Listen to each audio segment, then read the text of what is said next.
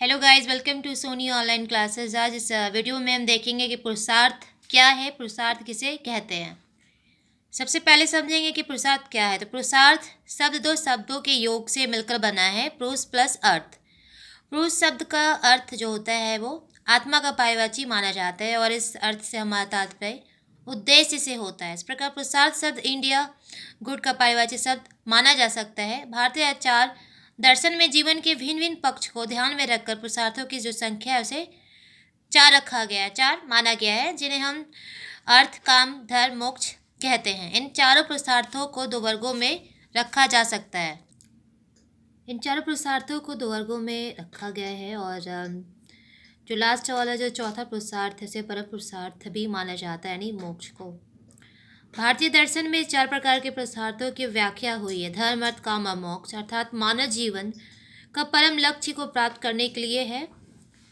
और फर्स्ट का जो तीन पुरुषार्थ है ना, वो साधन के रूप में माना जाता है और अंतिम जो पुरुषार्थ है मोक्ष साधन के रूप में परम पुरुषार्थ यानी परम लक्ष्य या चरम लक्ष्य माना जाता है।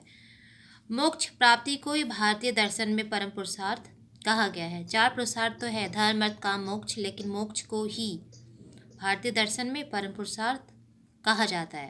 तो ये पुरुषार्थ जो चार है, तो सबसे पहले धर्म। तो धर्म पुरुषार्थ क्या है? धर्म का मतलब समाज को प्रारंभ करने वाले नियम और सिद्धांत से होता है। ये नहीं कि आप हिंदू धर्म के हैं, मुस्लिम धर्म के हैं या सिख या क्रिश्चियन, वो धर्म नहीं होता है। आपके कर्म से मतलब है। धर्म संयम, संतोष, दया, उदारता, क्षमता, अहिंसा और कर्तव्य पालन करने की प्रेरणा देता है। इसे ही धर्म कहा जाता है। नेक्स्ट जो पुरुषार्थ है वो अर्थ। अर्थ का मतलब होता है धन। इसका मतलब है उन सभी साधनों से परिपूर्ण जिससे व्यक्ति अपनी आवश्यकताओं की पूर्ति करता है। अर्थ साधन है, साधन नहीं, यानी कि जितना हमें ज़रूरत है उतना ही हमें कमाना चाहिए।